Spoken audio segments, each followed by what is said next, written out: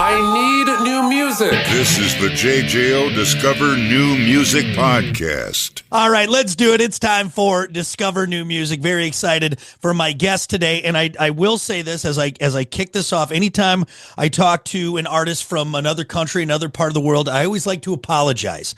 As a Midwestern American who will probably butcher your beautiful language, even your name. So just have grace with me as a guy who says things like bag and you betcha, that I don't always get the pronunciations as close or as good as they should be. Is that fair? No problem at all, man. All right. Well, joining us from Sabaton, Joakim Brodén. Joakim, thank you so much for taking the time. I appreciate it. Well, thank you for having me. Let's talk the new album. And actually, hold on. Before we start this, in my research, I did want to say you and my 4.5-year-old daughter have something in common, big in common. You both fell in love with Twisted Sister, and We're Not Gonna Take It at a very young age. So maybe she'll be a metal singer just like you. Wow.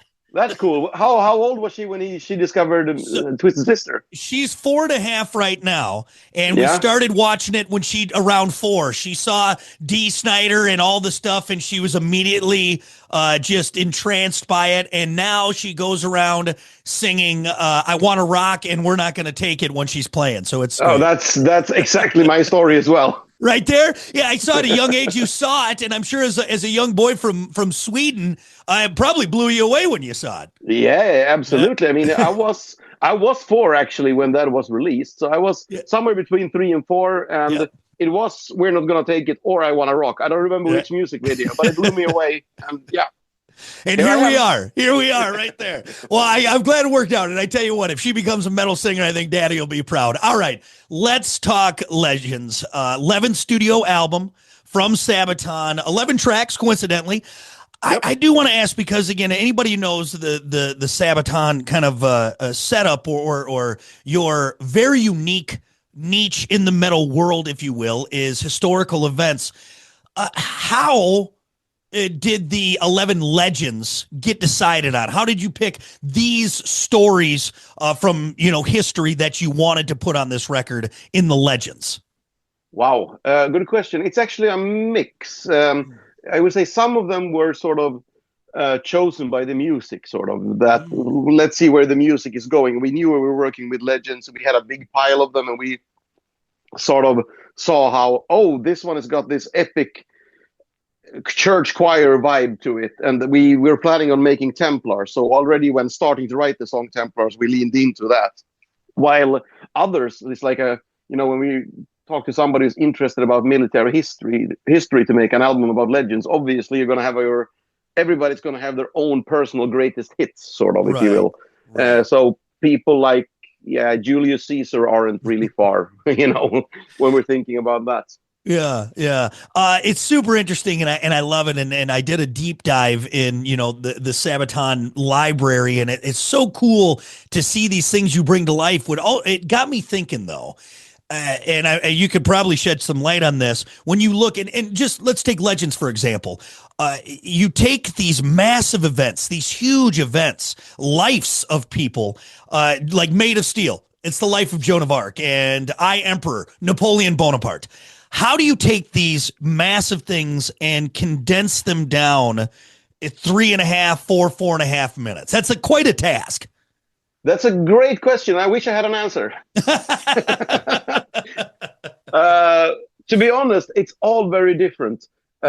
It's impossible. I mean, Julius Caesar, such a well-documented figure and such an important figure who did so much. How do we condense that human being into, let's say, 3.5 minutes of metal? It's not possible. So you have to decide on a song-to-song basis. How do we tell this story? The I Emperor song about Napoleon, we told that from first-person perspective. So that's sung like I am Napoleon. Mm-hmm. Others, we have a song about Hannibal, Lightning at the Gates on the album. And legendary commander. We could have sung about the Battle of Cannae and all of these things, but the song had the vibe and the sound to it that it felt like this is perfect for him, and the imagery of him crossing the Alps with elephants. Mm-hmm. So in that sense, the music decided which way we were going to tell the story. And sometimes, these are, legends. Doesn't really mean they're good people.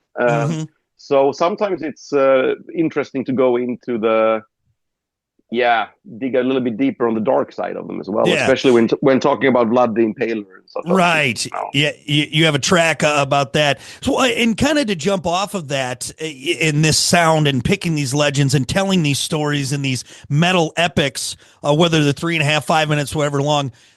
Why, in your opinion, does metal, this very specific sect of the music world, this genre, why does it work so well with history? Well, I have an answer, but first, this specific sect of music, that's the best description I ever heard. Wow. Well, good. I'll take it. That's a cool phrase. I might just steal that from you. But no, I think, well, when it comes to military history and our style of metal, I don't think it goes for every kind of metal, but they speak the same emotional language. Because in our style, let's say we're based on basically 80s classic heavy metal. No matter if we're talking Twisted Sister, Judas Priest, Iron Maiden, that's where everybody in the band has the same inspirations, Yeah. And with this kind of music, the emotional spectrum is going to be the same as we have in battle. There might be joy and elation. It might be hatred. It might be aggression and depression. And all of that is, at different songs at different times, obviously, present in our music. So I think it's a good match. And on top of that, I think there are so many fantastic stories in our past that are being forgotten. So instead of singing about dragons and beer, we thought, hell, World War II or Vlad the Impaler, either one. What do you Indeed. And dragons or beer, still great things to sing about too. I'll never turn away from that. And to be fair, his nickname was Dracula, means literal meaning little dragon. Yes, there you go. See, that one thing you will learn listening to Sabaton and this, you'll learn stuff in this as it almost tricks you because you're sitting there just rocking out and you're like, oh, I learned something here today, and I think there's something to be said for that. The world's sneakiest history teachers. Right, sneaky history teachers. There's history teachers could take a lesson. Maybe just throw some crazy drums and a crazy guitar solo in there. You'll get it figured out. Have you always been this interested in history? Is this something that just you found to blend your two loves together with the music and the history and just making this very cool, unique mesh? No, it might look that way, but it's actually not that. I mean, I had a normal interest in history, I would say, a little bit nerdy, but nothing special. But writing lyrics was always a necessary evil for us. We loved the metal, and but lyrics were super boring in the beginning. But then we had a big song with a big sound, and that's a song that became Primo Victoria, which is about the D-Day landings. And when we only had the music, we thought this is a big sound to it. We can't sing about bears or boobs or whatever, So we thought we need a big subject, and we chose D-Day. And all of a sudden, it made sense. Because we were singing about something real that mattered. So all of a sudden, writing lyrics wasn't a necessary evil anymore. And we thought, hey, maybe we should make an album about military history. And that was 20 years ago. Yeah, and 11 albums ago. So it seemed to stick. It seemed to stick. Yes, indeed. Well, again, Legends from Sabaton out on the 17th, and 11 tracks, a very cool history lesson for everyone out there. And you touch on a lot of things like we talked about, dark stuff, Vlad the Impaler, more epics and Joan of Arc and the lightning. I'm sorry, the lightning at the gates. Lightning at the gates. Hannibal. And Hannibal and all these things that are really, really cool and wide reaching. Is there anything you won't touch in history that maybe you're just like, this is not for us, the subject matter, whatever it may be? Not the subject, but it might be a time restriction. If we go too far back in time, we're moving too much into myth and, legend, but not, fiction or myth.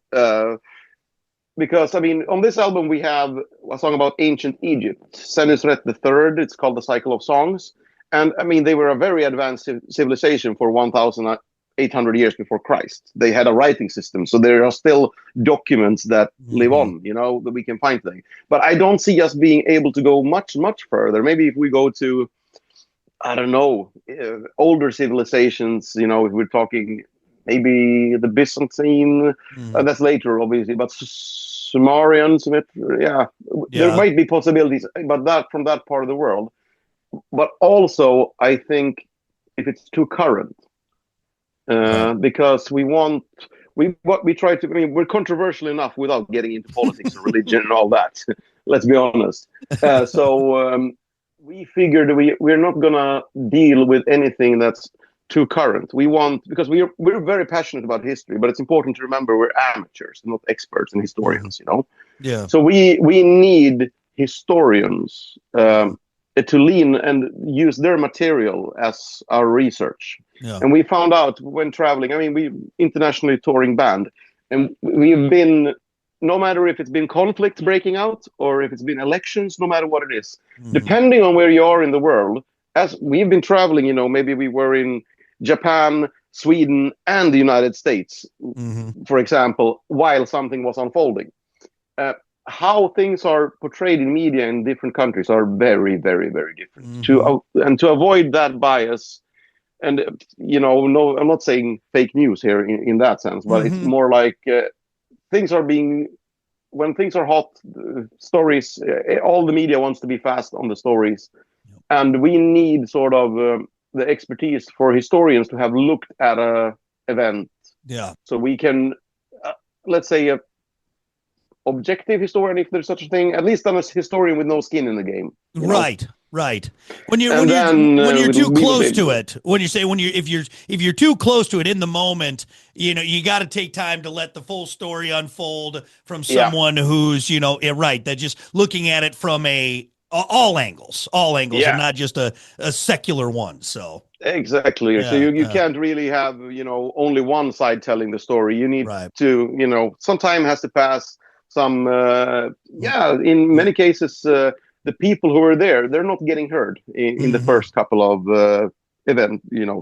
But a couple of years or a decade later, then maybe, well, again, a really, really cool album that has been put together by you guys, and we already have a handful of singles out, but we'll get the full album, Legends, on the 17th. Do you have a favorite track on the record, or maybe one that speaks to you more than the others? It changes on a day-to-day basis, and to be honest, when you make an album like this, towards the end when you're mixing it, all you're doing is looking for problems and, you know, mistakes. So an album becomes a collection of unresolved mistakes, it feels like.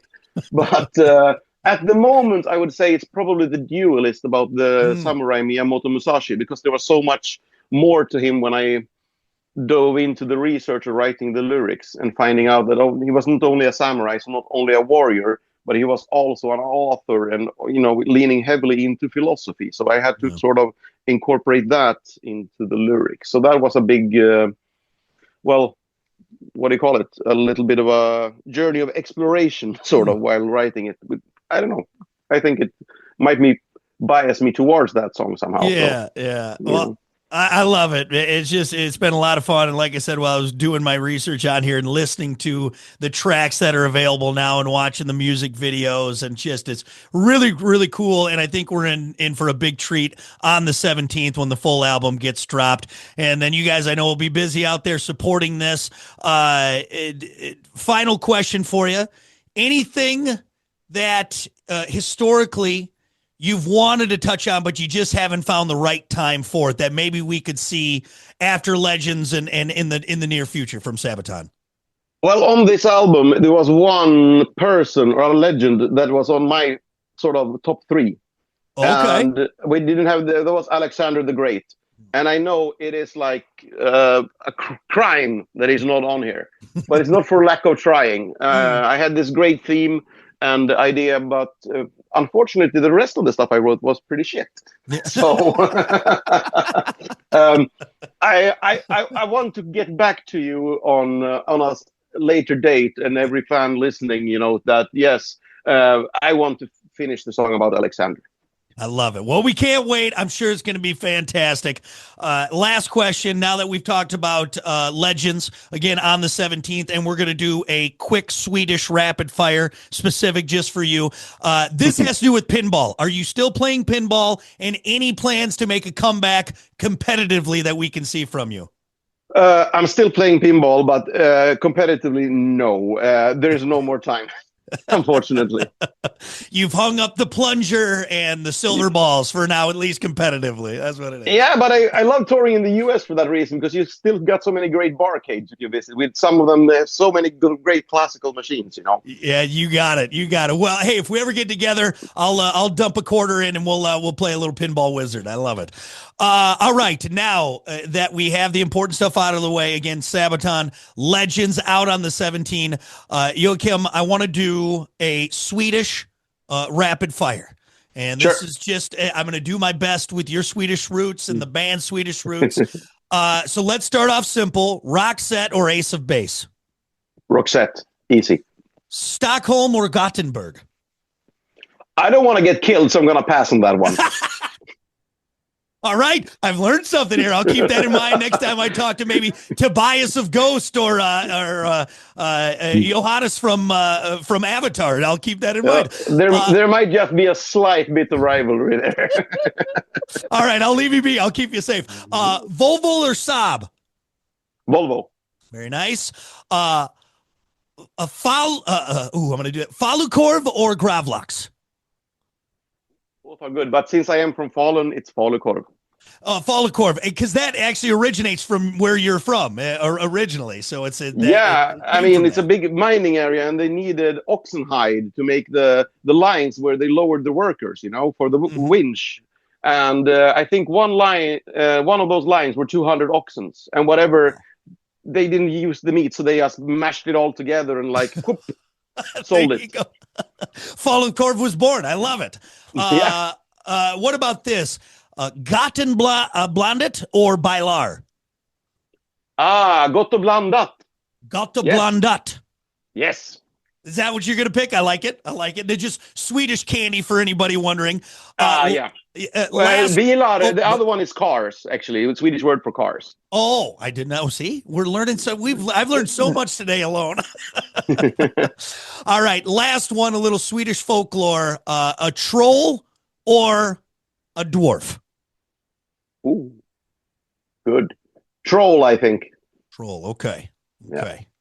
I know that mythology is there anything else maybe I missed on the mythological side that would be better than a troll or a dwarf that would you prefer to pick? No, I mean, most of them, I mean, trolls are more prevalent, I would say, in Scandinavian or Nordic history. So what's the good looking female one? That's a Huldra? Is that what that is?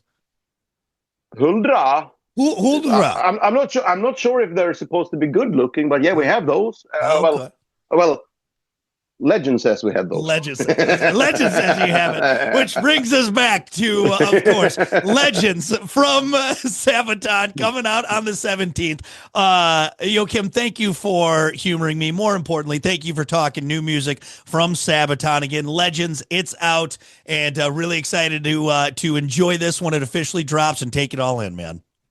Thank you very much for having me, man. Listen, rate, share, subscribe. Discover new music now at WJJO.com, in the JJO app, or wherever you get your podcasts. Brock has a new interview every Thursday evening between 6 and 7. 94.1 JJO.